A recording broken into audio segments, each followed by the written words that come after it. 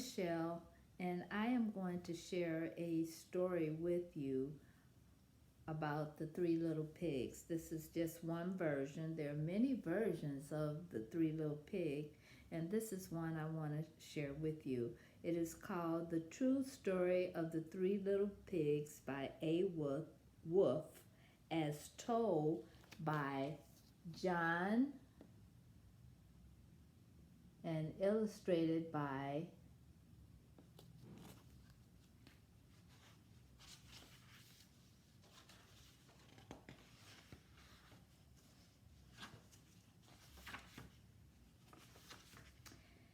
everybody knows the story of the Three Little Pigs, or at least they think they do.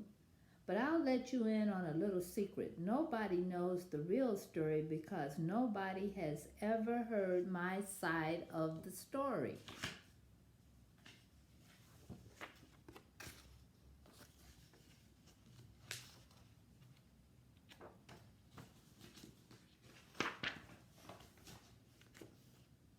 I'm the wolf, Alexander T. Wolf.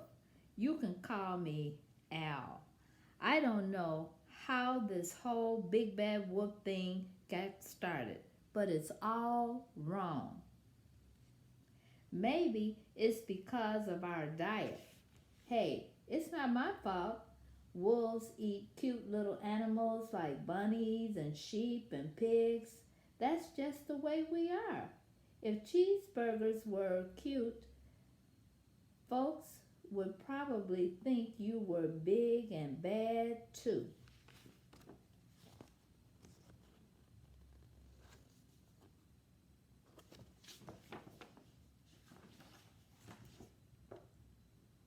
Way back and once upon a time, I was making a birthday cake for my dear old granny. I had a terrible sneezing cold. I ran out of sugar.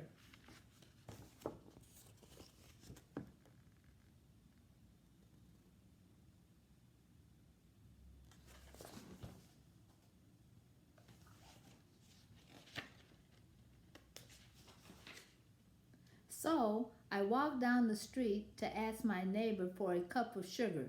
Now, this neighbor was a pig, and he wasn't too bright either.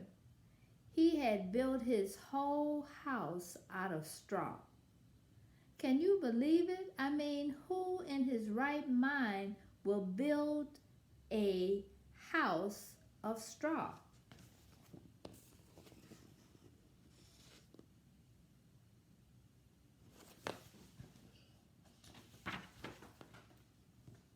So of course, the minute I knocked on the door, it felt I it fell right in. I didn't want to just walk into someone else's house, so I called, little pig, are you in? No answer. I was just about to go home without the cup of sugar for my dear old granny's birthday cake. That's when my nose started to itch.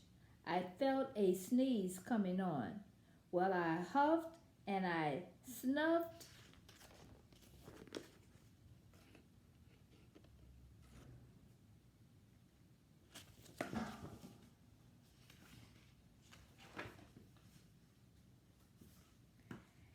and I sneezed a great sneeze.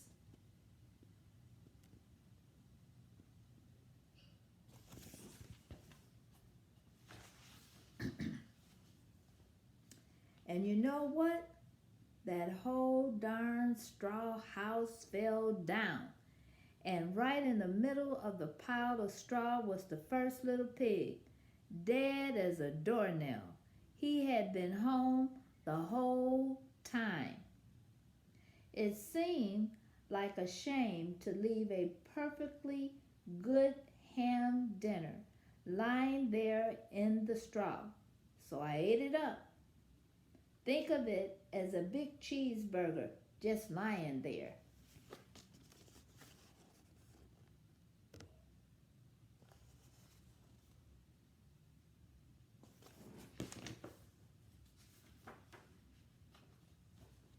I was feeling a little better, but I still didn't have my cup of sugar, so I went to the next neighbor's house.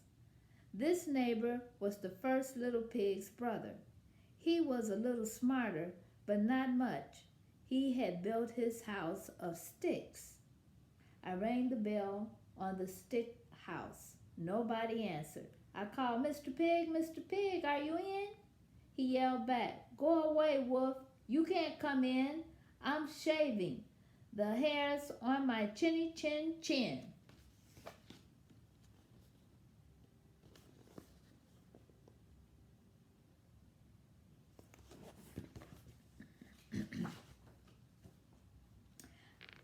I had just grabbed the doorknob when I felt another sneeze coming on. I huffed and I snuffed and I started to cover my mouth, but I sneezed a great sneeze. And you're not going to believe it, but this guy's house fell down just like his brother's. When the dust cleared, there was the second little pig, dead as a doornail. Wolf's honor.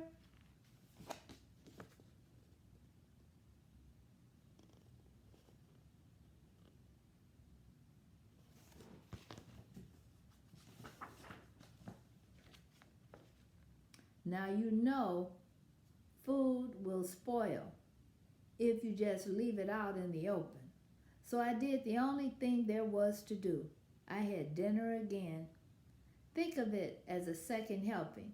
I was getting awfully full, but my cold was feeling a little better.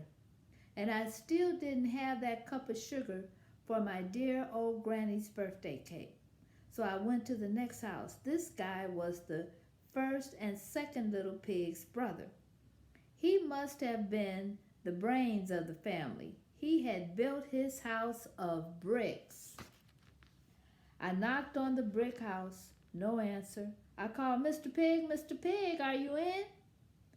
And do you know what the rude little porker answered? Get out of here, Wolf. Don't bother me again.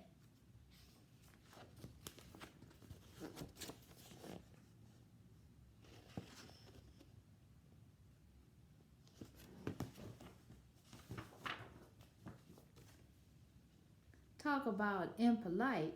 He probably had a whole sack full of sugar, and he wouldn't give me even one little cup for my dear sweet old granny's birthday cake. What a pig.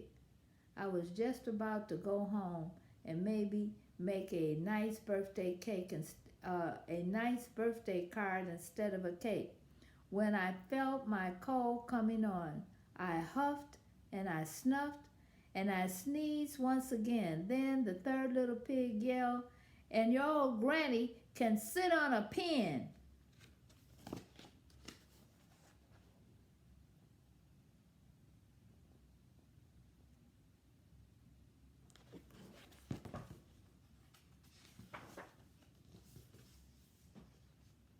Now I'm usually a pretty calm little fellow. But when somebody talks about my granny like that, I go a little crazy. When the cops drove up, of course, I was trying to break down this pig's door.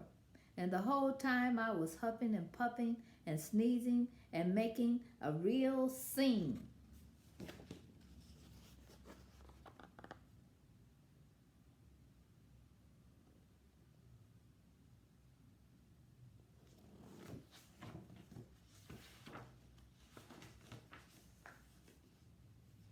The rest, as they say, is history.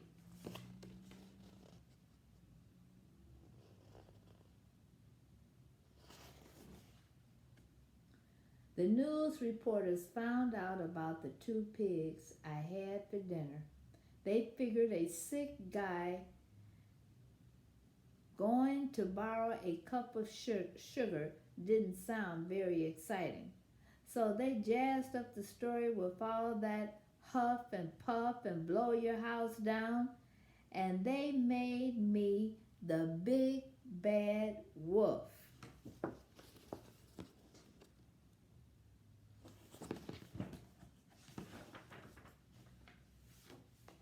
but maybe you could loan me a cup of sugar.